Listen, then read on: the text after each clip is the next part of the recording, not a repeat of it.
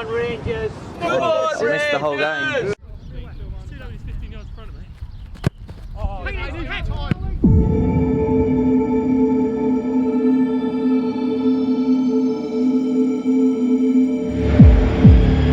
Here we go again. 3 days after Hayes and Yeading came to visit Dorking in the FA Cup, Wanderers head around the M25 to the London borough of Hillingdon for the replay that will decide which club will face League 2 Sutton United in the first round proper. The 2-2 draw at Meadowbank left a bitter taste in the mouth of Wanderers manager and owner Marc White, whose castigation of his players was born from the frustration of a chairman looking at the balance sheets as much as the manager looking at the side's performance. Indeed, while Marc stands by aspects of his reaction, he readily admits that Wanderers' performance was in theory good enough to get the results he craved. And now he has to pick up his battered and bruised side in order to get past a lower league club that's full of confidence after the previous game. As the sun sets on a chilly October day, the rain clouds begin to form. This is going to be one of the toughest tests yet for both Dorking Wanderers in the Cup and the bunch of amateurs team in the rain. The relentless, unforgiving rain. Good mate, good. My colleagues, right? Hello mate, you alright Tom? That's Jack. Jack. Hello mate, Alex, you alright mate? How are we doing? What are you talking about? You behave yourself and you'll be alright. It's never me, it's always you, innit? Oi, look after the Wanderers tonight. Look after everyone, fucking, mate. don't worry about them mate, they win all the fucking time, we never win a fucking game. Cheers mate. So glad I found, we got the whiteboard, Mitchell! You know when Ferguson gets at United, right? Do you reckon he has to get the whiteboard out of there? Do you reckon Fergie's fucking about with that? Cheers, Mitchell, son. Come on, my son. It's Carl actually, because Carl brought this in. So glad I found ya. Good to see you all. You can see the border right from there, yeah? It's under the light, right? Jimmy, can you see it from there? Yeah, I'm in my stuff. Right, boy. Listen, we've had a great 3-4 days, boys. Yeah, I think your response has been fucking brilliant. Management team have put a big shift into. So massive pitch, like both long and wide, as big as is maximum width, maximum length. Okay, and how they play it, boys. Yeah, I reckon he'll go back to his diamond because that's probably why he plays it, because it's a diamond pitch all day long. Right, full-back's getting on the ball, and even his boys in the half space, there's plenty of space. There's his diamond, then he's got his two strikers standing in front of the ball. You're right. Thank you. The old fake tea lady, the old camera.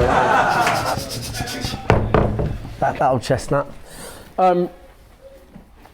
So, right, couple of things, yeah? So, great couple of days together. Brilliant, great response. Extremely confident in all of you today. I think the boys on the bench are going to have a massive job to play. I think it's extremely likely we end up in a back four.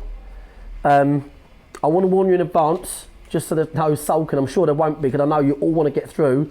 But if after 15, 18 minutes, I think their shape is going to put us in too many one-on-one situations, and it's, for me, unnecessary, then someone's going to have to take one for the team and come off, and I will do that after 15, 18 minutes if need be. So don't get it won't be your performance, it'll be circumstantial. I don't think we need to be gambling with this lot and giving them what they want, which is space in high areas, okay? For us to press this on this pitch, it's going to have to be switched on.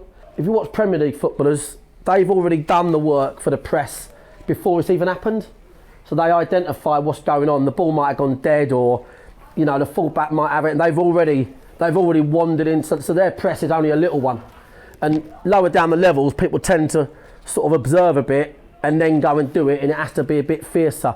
On a bigger pitch, you've got to be quite switched on to how they're playing. The general theory is we're going to play in their half. This is not a pitch that we need to go backwards or sideways on to find space. And that's great, boys, for us, okay? That's great. This is just about winning. And I don't care tonight. We can have the shittest half hour in the world if you want. I don't give a fuck. All that matters tonight is coming out winning the game with our supporters in the fucking rain. The boys on the bench could be the fucking heroes today. And if you are the heroes today, Wheeler, Jimmy, you know, Sammy, you know, this is going to be, we're going to see this one out tonight. then you're making club history here tonight, and it could be you that makes club history. So on the bench, do your warm-ups, be switched on and look at what's going on. And also, just deal with the situations. If we go one down or something, right, if we have to adjust, it don't matter, because that's what winners do. We could go 2 down and win 5-2. That's how good we are. So nothing's a problem with us. Let's just relax. Professional is the name of the game. We're in no hurry to win this tie. We're in a hurry to keep a clean sheet. If you keep a clean sheet, they ain't going to stop you scoring in a month of Sundays. Not on a pitch this size. Perfect. Let's go. Professional, boys. Hello, boys. You all right? Well done. Nicely made. Love the flag, boys. So, change of tone from the last time I saw you in a team talk. Yeah. I mean, yeah, it was. It's a strange one, really. Saturday was, I don't know, Saturday I think there's a height of expectation on us at home. I think it's the first time that I've felt the sort of chairman part as well. A number of things we had going on across the Thursday, Friday, Saturday, a little bit distracting. And I was really desperate to get the club into the next round. So, and I kind of felt like, I could have performed better on the day. I felt like, and that's me being uber critical, because I give a lot of people shit, so I have to be the first to critique myself, which anyone who knows me knows I am. But so you told me Sunday morning that you felt you misjudged the game somewhat live, and because you had your chairman hat on. How did you address that with the players, or did you address that? Yeah, no, I had a Zoom call 8 o'clock Sunday night with all the players to brief for tonight. And the first thing I'd done, obviously I pointed out things I thought we could have done better, but the first thing I'd done was say that I thought that I read the game wrong in terms of how it was going. At 1-0 up at half time, we'd had more, better possession, created better chances, and it wasn't really a need for sort of, maybe the panic I instilled in the players, and that was the sort of anxiety of wanting to get through. I mean, listen, managers do it, let alone owners. I mean, it's just when you want to win badly, but this is me being uber critical. You know, if you, bottom line is, if someone said to me honestly, what would you have done differently? I'd have said, well, I'd have put my foot on the ball and took my time and been more considered in my approach. I was a little bit too concerned about the opposition at half time, when really 1-0 up at home in front of your fans, kicking towards your fans, it was time to relax everybody. So just little bits of detail really, Rich. Do you know what I mean? As a manager, you learn all the time.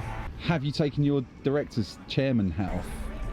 Yeah, 100%, literally 100%. You know, I wouldn't make that mistake again either, because these are all first, you know, they're first for us. They're first for me, they're first for the club.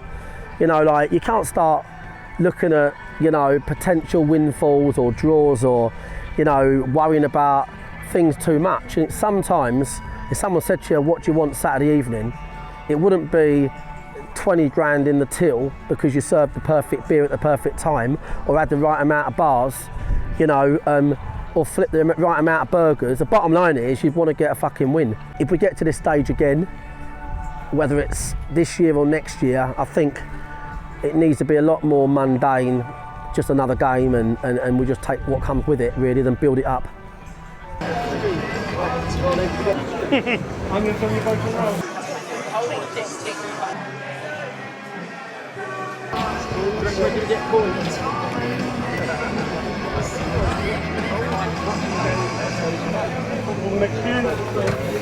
All that matters, boys, is seeing the images in the morning and winning. So if we have moments, and there's always moments in every game where we've got to show the strength to go towards the problem, not against it, go towards it as a unit, problem solve, great talking to each other, etc. No matter what formation they play, the ethos here today is defend as high as you can on this big pitch and forward pass as quick as you can into their half. Like I said, deal with any situation to go against you brilliantly. When you go a goal up, take your time, slow the game down. We're here all night to get a fucking win. With a class outfit, we fucking know that. Okay, and they fucking know it. They know it. Okay, boys, let's go.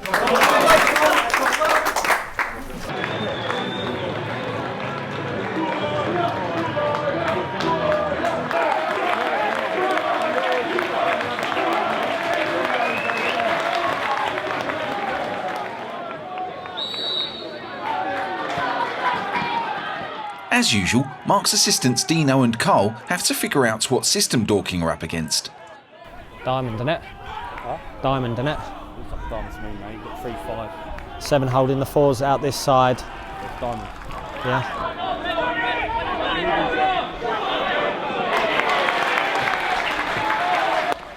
What they got? Diamond. The diamond-shaped midfield means there's one defensive midfielder, one attacking midfielder and 2 wide men who are most likely tucked inside to allow for overlaps from the fullbacks. As Dorking are playing 3-5-2, this means they should, theoretically, be able to find space out wide. The players cotton onto this pretty quickly and stretch Hayes and Yeading, but the Wanderers bench still needs to figure out who is playing where so they can get the marking right. Alfie! Alfie! 5-6, isn't it? 5-6. 5-6. Who's the out? 2. 2. Another midfielder. 11. That's what I've got there. So the 11's the other side. Yeah. So I've got 11, 7 holding, 8 in the hole. Yeah, 8, 7 holding. That's it. Yeah. Yeah. Soon after kick-off, the tempo of the rain increases, cascading down into faces and lenses alike. Still, we persevere, even if one of us wasn't wearing a coat. Regardless of the horrendous weather, Dorking looked to get their passing game going, trying to keep the ball out wide as instructed and keeping the game in the opposition's half.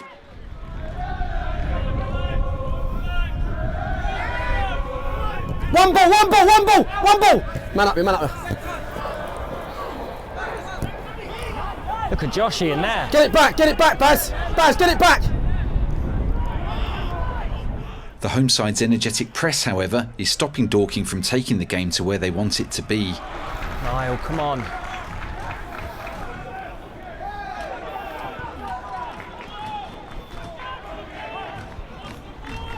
Go on, Briggsy, go on your bike, Briggs. Briggsy looking for you. you. Briggsy.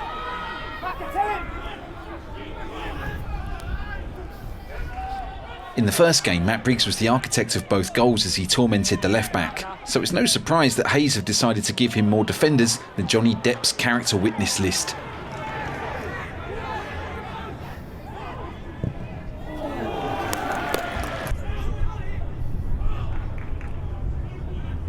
The 4's just sitting straight on him, isn't he? Briggsy! If they're doubled up, sling it in the box early. A free kick from the halfway line eventually falls to Ed Harris, but like a badly loaded truck on an adverse camber, Tyler Dickinson tips over. I thought it was in even though he got his fingers to it. Was that a head? Oh, mate. Bobby Joe Taylor's devilish corner wreaks havoc, but bounces off the post much to Dickinson's relief. Oh, mate. Fucking 8 shots. Get our shape, Bob! Hayes and Yeading aren't too threatening, but when Francis Marty gets goal side of Bobby Joe, the ref decides the subsequent pull is worth a booking. That's a booking, Jack. He starts doing a lot of bookings, mate, doesn't he? Jack, for the record, is the 4th official, also known as 4th. No, but we've had 2. We had 1 here and 1 there. We're talking middle of the park, we're not talking 10 yards out. Okay, all right, mate. The free kick gives Omar Rowe the chance to offer the home side's first shot on goal.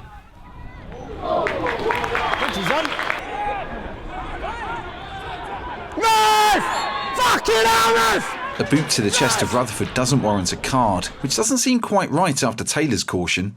Bob, stand up now. Bob, it's what happens next, not that. Hayes make a rare attempt to play out from the back, but with every one of their players marked, they soon have to pump it forwards, playing right into Dorking's hands.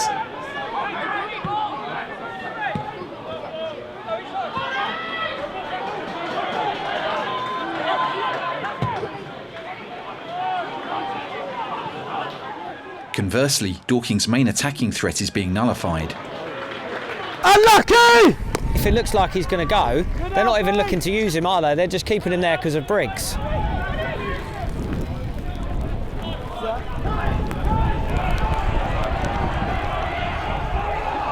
Who was that? Josh. Having spent several hours standing in this weather while wearing a hoodie, we find it hard to criticise anybody who makes a mistake tonight. Forward! Nose! Still, with very little pressure on the ball, Hayes managed to turn over the play with relative ease and carve open a golden chance. Tyler Goodrum's shot fades away and lets Dorking off the hook. An injury to Omar Rowe allows for a break in play, which is just as well considering most of the Dorking team seem to be in the wrong boots. Listen, I want Bobby, I don't want us to be too far away. From, I'd rather they go round the corner. Yeah. Say to me, if it's clear enough, you will put a foot on it. If it ain't, anyway. Don't play across. It's too slippery. Yeah. It's too slick. Like a fucking skirt. Just relax. Boot change. 400 pairs of boots. I need a pair of boots. When play restarts, the pace seems to quicken and the game opens up.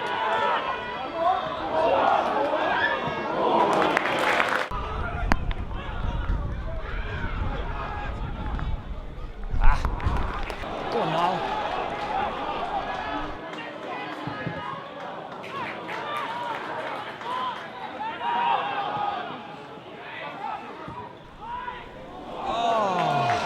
Eventually a slide rule pass carves Dorking open and Moses Emmanuel has Dorking saying their prayers.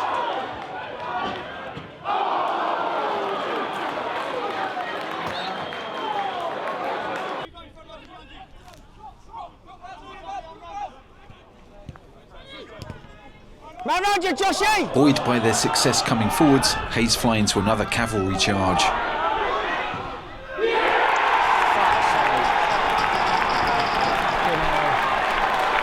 Fucking ricochet, wasn't it? Yeah. Tyler Goodrum flies through the middle of the Wanderers' defence and clips a shot off Bobby Joe's toes to give Hayes Yeading the lead. That's literally all they've got. Those bits that break down and they're breaking on us. Problem is, right, I know it's shit luck. It's somebody's man. Somebody's man, isn't it? There's just enough time for Dorking to whip in a free kick before the half-time whistle.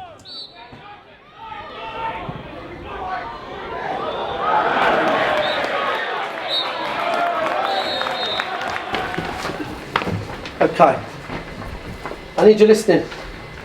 No matter what happens in this game, we have to pick up the two boys in the diamond. Now I know that goal's a fucking lucky ricochet, but we have to. Macca and Josh, 4 and the boy that scored in it, the 11, is that right? Yeah. They are the two, left and right of the diamond. We cannot leave our men. Now listen, it will happen, if we're in the ascendancy and something shit happens, it can happen. But it can't happen in open play, and it can't happen by being lazy or not thinking. Alfie Keeley, when you were really thinking about that press, you were excellent, then you started switching off. It's not, we can't switch off. Whenever they've got the ball and they're going to go direct, whatever it might be, free kicks, 7 is yours and you're high, okay? It's our turn to be behind at half time. They was behind at half time Saturday. And what good teams do, because listen, tune into me, we're going to go out here winning if we do. What good teams do, and what a lot of teams do, sometimes some teams are more nervous with the lead than they are when they're trying to get the lead. And I fancy that they're going to try and break away now to get going. What you've got to do cleverly, you have to anchor this game at the back. You have to anchor the game because another goal is a problem. So I actually think what we've got to do, okay, is because we've gone direct so often, they've dropped off a bit deeper and it's harder and it's less effective. But when the ball is in their last third, I can't tell you enough, literally forward passes and run at them, right? Whatever you're doing, whether you're clipping, whether you're running, whether you're passing, all the forward passes are a problem for them. So whenever you get a chance, go forward. What you've done, what are you doing, mate? Trying to lose all loose. What you've done, a little bit too much, okay? It's come off structure because we were getting a bit of joy out of going direct, and now it's a bit too much. Now I was calling it for you, so I don't mind that, right? What we've got to do now, be brave, because they're playing a diamond, which means if Baz and Bobby get the width and they get the ball early enough, they can do what they want to do, and they can play forward into high winners. So we've got to be patient. We've got to be patient. I've got to tell you, if we're going to go out here, let's go out playing the way we play. Let's not go out shitting ourselves, chasing the game and being wide open. How professional can we be? Can we lock up the game and then can we get our shape back? What you don't want to do is play across unless you know there is an absolute fucking overload. It is not going to help us in any way, shape or form. So I'm asking the defence and Nell's experienced people to be really smart here because there is an overload. So if we can do it split early enough and we can do it fine. If it is tight and the pitch is slippery, then we can't do it. We understand that. And then we'll have to get wingers high and we'll have to do what we've been doing. Right? But we must get the structure back to the game. This is it, boys. This is it for us today. There's nothing else after this game for us. It's this half of football now. If they get another goal, we'll try and get 2 and we'll make it Roy the Rover stuff. And we will. But we've got to be compact. Have to be compact now. Can we stretch this game? Okay, boys? Come on, boys. Come on.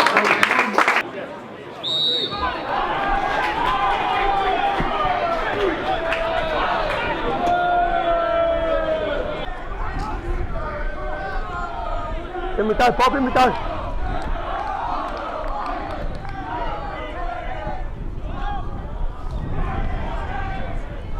The rain has relented, and Marc is trying to figure out what changes he can make to impact the game. Fucking Jimmy done up top of it too. Right, bit of pace. I just need the pace, Dino. Just give him a chance to be a fucking hero.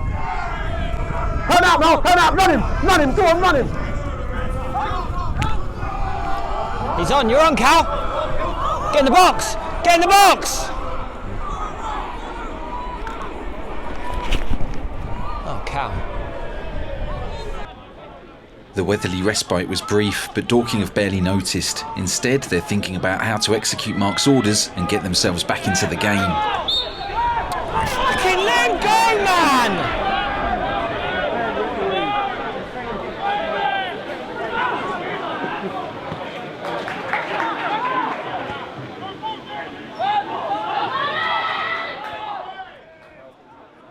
They work the ball out to Niall McManus on the left-hand side, and he tees up Bobby Joe Taylor, who looks for Alfie Rutherford in the box. Yeah!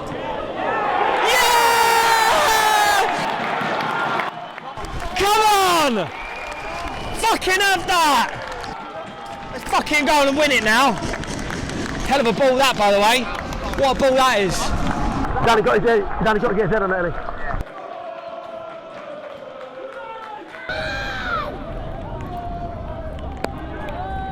Hayes refused to be shell-shocked. Instead, Dinesh Galea drives his team forwards, eventually creating an opening for Francis and Marty.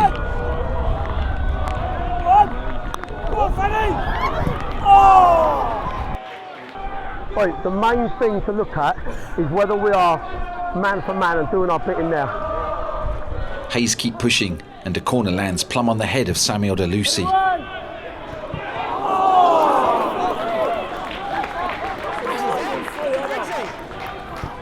The chance is wasted, and Dorking are not hanging about. This is an end-to-end game now.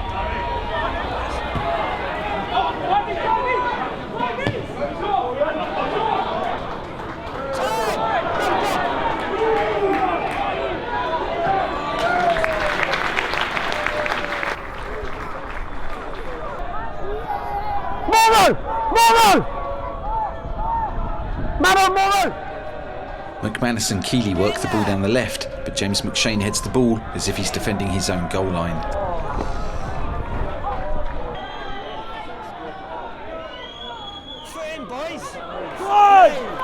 Hayes retaliates. Sami Odelusi drives forward and unleashes a dipping shot.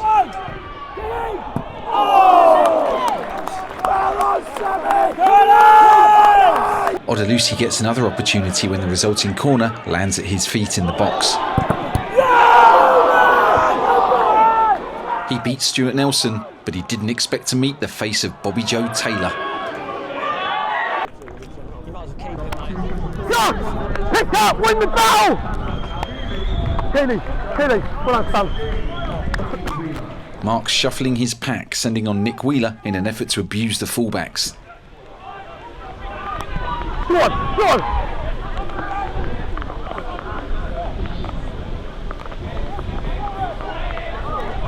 Go on, go on.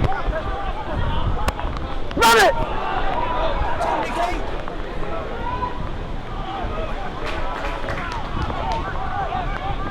Run! Alfie, work! Go on, Nicky, son. Alfie!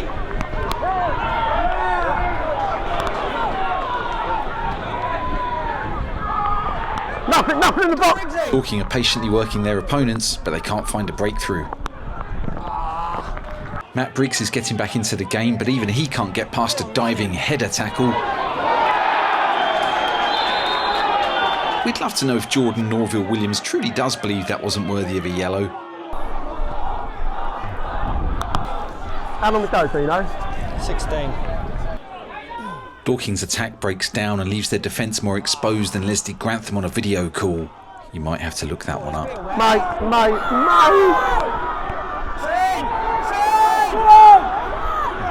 Hassan Jallow streams forwards and the ball eventually works its way to Moses Emmanuel, who delivers the worst shot since Brandon Lee's last day of filming on The Crow. When Scott Sholton takes down Matt Briggs, it offers a chance for Bobby Joe Taylor to fire in a shot on goal.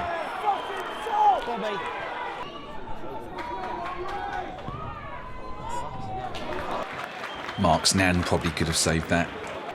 Taylor can't get yellow carded for a poor free kick, but he could get booked for a late challenge. He's off. Rather unfairly cautioned in the first half, Bobby Joe Taylor was let off the hook by the ref for this one, even if he didn't make contact. He's pulled up! It's the last moment of action in the 90 minutes, for this game is going to extra time. Right, get the water. How you feeling, mate? What, knackered? You're not injured though, no? Alfie? Are you injured? Listen to me. Listen the fuck to me. Put your foot on the ball and get it round the edges. Right? Don't give them the ball. They're not a team to give the ball. All they want to do is play on your mistakes. Don't do it. The transfers are now on. The way you play are now on. Brilliant goal. With injuries piling up, Marc has to figure out how to adapt his system. And thanks to rain in the microphone, we can only really hear him when Dino is nearby. We need to go into a 4-4-2 because they're both injured. Briggs, are you struggling? He's struggling with his hamstring. Yeah, okay. So Jimmy's going to have to go... Well, no, Nicky, you'll go out there. Sorry, Niall, you'll go out there. So Dan... It's Dan... Alfie, how are you? See how you got it? Right, okay. No good. Okay, I'm going to work this out. 5 minutes. Listen to me. Listen to what I'm saying. Listen to it. I'll work it out. But whatever we do, we press the game. We don't sit off, and we give it everything we got. Okay, no matter what We're staying the same for We're staying as we are for now. Come on, boys, eh? Come on. You got a pen. Got a pen quickly. Niall goes on the right. Dan goes on. Moira pushes on. Dan, come on, son. Literally just bring yourself into the game. Lift yourself to another level. Okay. Dan's going to go on.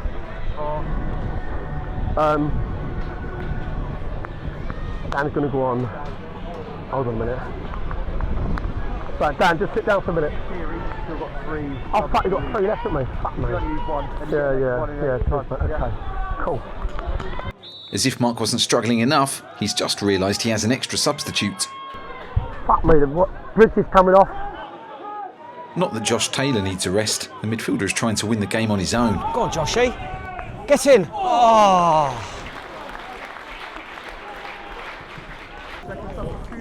Well done, mate.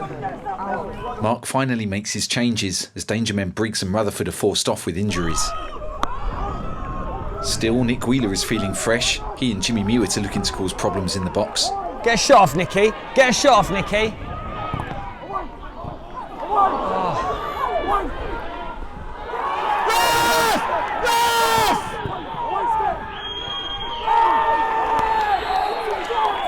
And then he gives the shit one.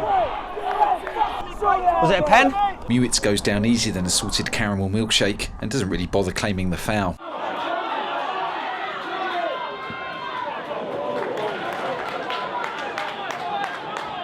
Hayes respond with an attack, and when the ball skips up into the hand of Sami El-Ab, they have a weak penalty claim of their own.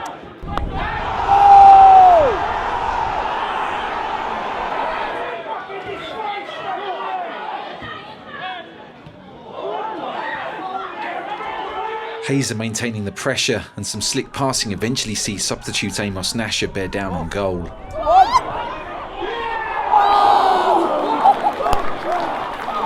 Fortunately for Dorking, Nasher's curling effort is brilliantly saved by Nelson. The resulting corner, however, is not so easily repelled.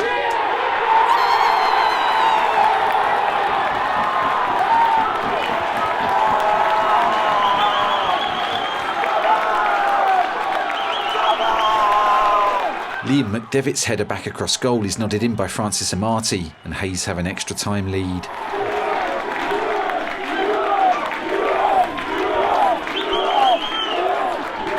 Come on, lad! Come on!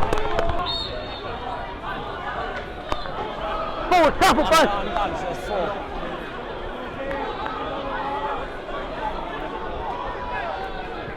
Go forward, boys. The bloke's injured this side, Bash! This side! He's injured! He's injured this side, Ed!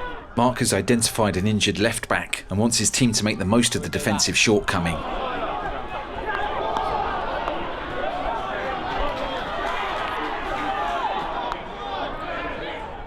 Meanwhile, Hayes, perhaps naively, wants to go and kill the game. Yeah, hi, Jimmy. This side!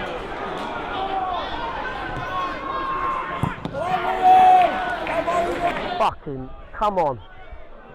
Put it in the fucking net.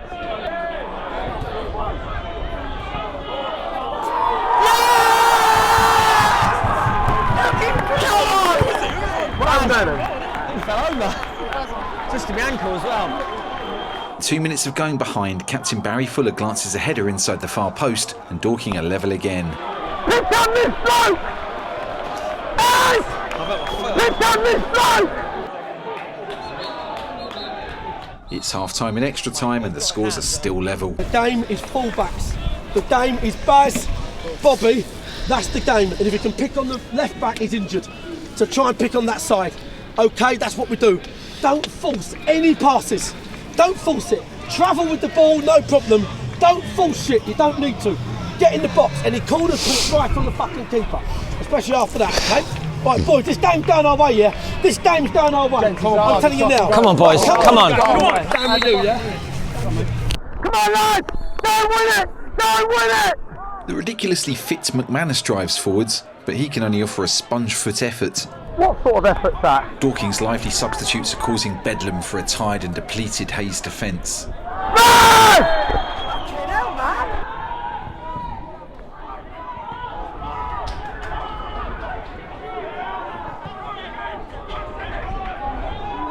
Depleted or not, Hayes have bodies packed into their own penalty area, and Wanderers can't create a solid chance.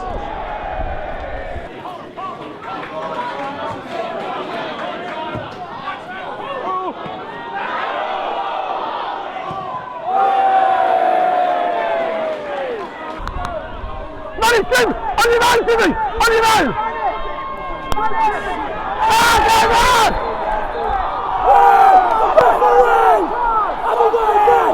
Jimmy Mewett is pulled back when Dorking are in a fantastic position, and his reaction is testament to how the Surrey side felt about Ben Frempar's unsporting, yet entirely understandable grab. Jimmy sees yellow and may well find himself taking a spot kick in the inevitable penalty shootout. So we got It's going to be Macca. In this order, yeah? or whatever. Order, just Macca, Nicky, Morrow. Morrow's going first. But yeah, Nicky, Josh Taylor. Yeah.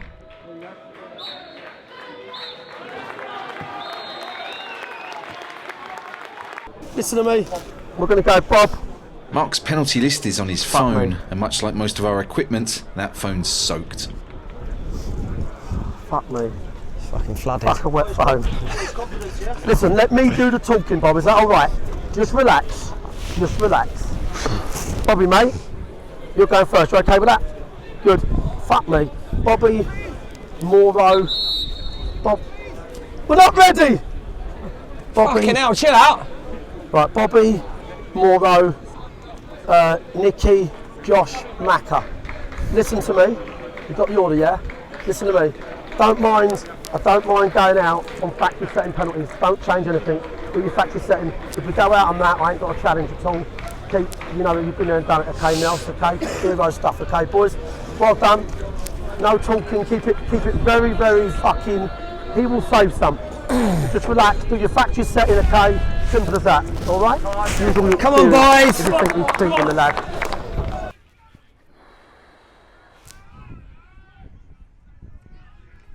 First up is regular taker Bobby Joe Taylor, who has never missed a penalty kick.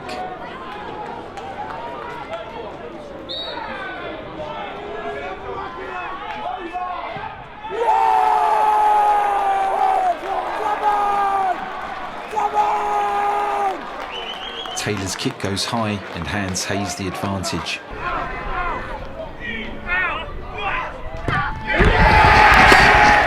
Moses Emmanuel makes it 1-0. Come on, Moore.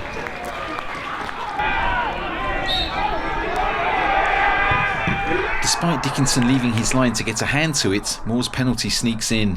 He was going to do him for coming off his line.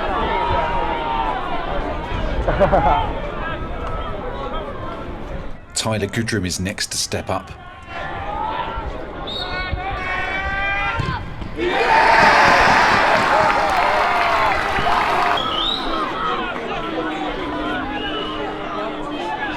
The pressure is on Nick Wheeler in front of a baying crowd.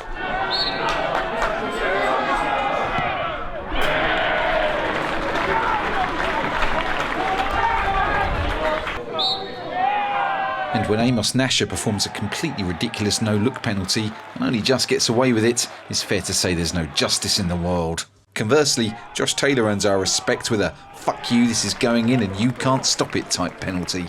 Come on, Nels. Hayes and Yeading need to score but 2 penalties to put themselves through. So up steps Shaq Hippolyte. He gives Nelson the eyes, but probably could have done with looking at where he was shooting. It's 3-3 after 4 penalties each. We're in sudden death now.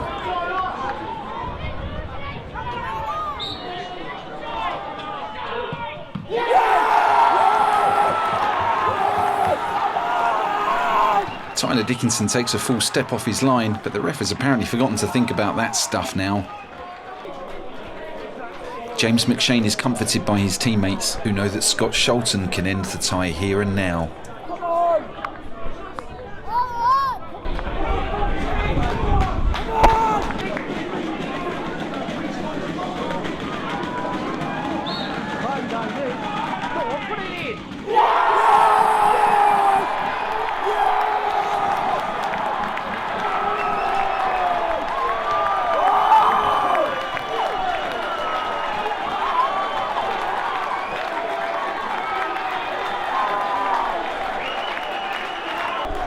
Skipper, we've got the gear, yeah? Get the gear.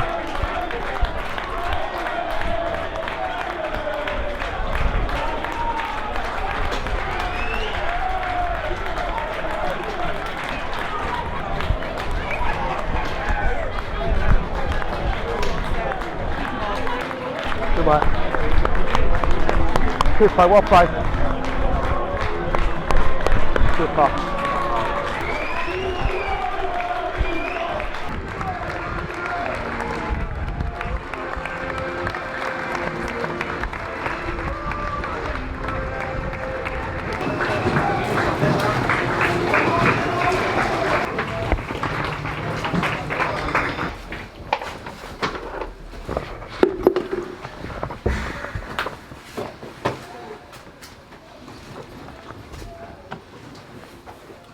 Right, well we can't do anything about it now.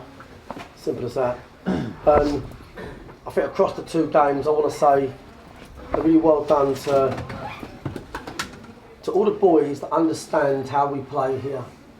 Because we are a team that keeps the ball and makes minimal mistakes. And across the last 2 games, the amount of mistakes we've made are scary. But what I mean by that is just simple stuff, trying to do too much, giving the opposition the ball. But I thought, you know, Moro across the 2 games, he was fucking excellent, mate. Experience, leadership, do you know what I'm saying? That's what it's all about. I reserve my judgment on a few things for outside of this room. I don't think it'd be fair to go into over detail. But, you know, across the 2 games, we've been the better side. But we weren't the smarter side, boys. Like, we weren't the smarter side, boys. You've got to be smarter. You've got to look at how teams play. You've got to know what they want. They want you to make mistakes.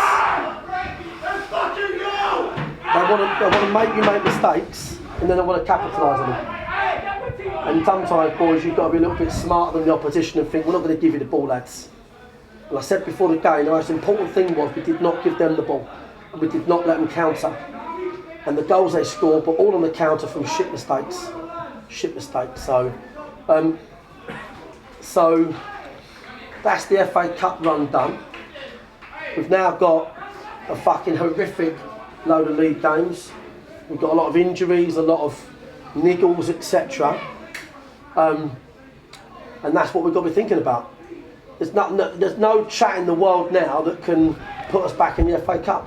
We are not streetwise enough, and those individuals are going to be told tomorrow, and it could be a short career here, I'm afraid, because I don't like losing. And I don't like losing by things that we control. I'm very big on that, okay? And I thought over the 2 games, we lost by things we control. But I do really think it's important to pick out the boys that have done so well across the 2 games and done everything fucking right, you know? There's only so much straight line defending you can do when the boys in front of you lose the ball or just do silly shit. It is a bit of a sort of, you take stock at what's what. And I'm taking stock at what's what, because I need to make sure that I've got a bunch of boys that don't just know how to win, but understand how we play and do the right thing. You've done well, Jimmy, when you were on, mate. You've done really well, right? So, for me, if I look at where we were last year to where we are now, the biggest difference in the world is just littered with errors in the team. And we have to be extremely professional and go again. Okay? But yeah, no, the mistakes are going to end, boys. The mistakes will end, I promise you that now. All right, but well done, because the majority of you over 2 games done a lot of things really well. Okay, simple as that. Can we get all the gear in, please? All in the right way, and not leave it a shithole, and then can we get on the bus? Cheers. Right. Yeah, I'm okay, mate, to be fair. Yeah, I'm reflective, do you know what I mean? I thought, I dropped the 2 games. We were the better side without being sort of vintage wanderers. I mean, at the moment, we're very messy in the way we're playing, and, that's my job to fix that. I won't sit on that. We've got a lot of work to do to get to the standards we've been at before. The story of the 2 games for me was just how many mistakes we made. With full respect to Hayes, who I really respect Paul and them as a team. It felt like all of their best stuff was all our errors and giving away the ball, and across the 2 games the theme was almost the same. Can we capitalise on their mistakes and counter on them and get into space? And the aim was to be tidier tonight, and we weren't tidy. Yeah, obviously happy, but I'm just emotionally drained because there were 2 tough games, 2 emotional.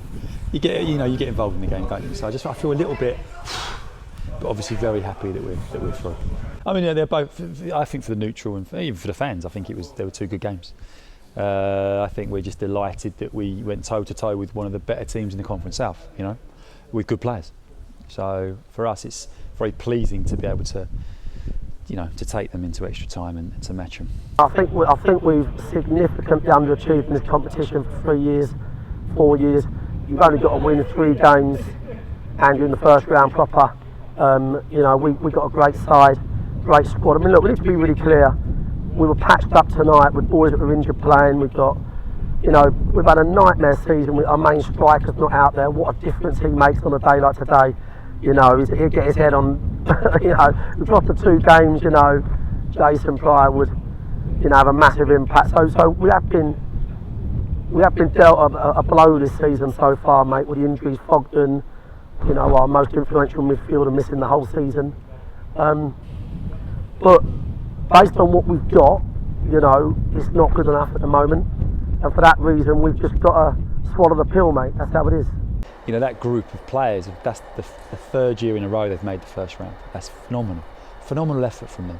Not obviously the same set of players, but I think that they know, well, some of those players have experienced it, so they know the excitement that you get with the first round game. We're playing league to opposition. It's fantastic for them to pit their wits against professional players. And I think it's just the whole buzz of that. The club's on an upward spiral. The fans are excited. I just think, it's a big deal for them. That's one of that game against Sutton will be one of the biggest games they play in. So I think it's that. So I think it's the beauty. I think going back to your question, I think it is the beauty of the FA Cup. But obviously, we're very happy to beat a team of the quality of Dorking. But I think it's the beauty of the cup and the excitement of that that's got that reaction. Not your first good cup run. As a chairman, it must be a godsend to have a team that keeps having a decent cup run. It is, and I think every chairman will say the same thing. You've been here now, you've seen this place, it's not finished, and every penny that we will get from the FA Cup run will go straight into that. So hopefully if you come here next year there'll be a little bit more done. After the excitement of a night like tonight, can you sleep tonight? Not really. I'll probably go home, flick around the phone, look at Twitter, look at what people are saying, go on Instagram or whatever it is, people use now, and just see what the general vibe is. Hopefully, I won't get the game tonight. I'll probably get it tomorrow morning and then watch it through tomorrow morning. But no, you're right. The emotion, you stay up. I'll be probably awake till like 1 or 2 in the morning tonight. Is what it is. I heard a rumour that there's a certain Apple TV show that shoots here. Yes, I believe there is. I'm not sure, I don't know how much I can say about that, but you obviously know about it. What that's been enabled us to do in the next couple of weeks, we've got a new stand going behind this goal. That's something that we wouldn't have been able to get for, I don't know, a number of years. So we'll have that, and again, we're doing more work inside there. So the new bar, we started work on that last week. So at the moment we've got a temporary bar. Hopefully by Christmas or just after, we'll have a brand new bar in there for everybody to go in. We've got a lot of work to do, but all the credit goes to Hayes across the 2 games.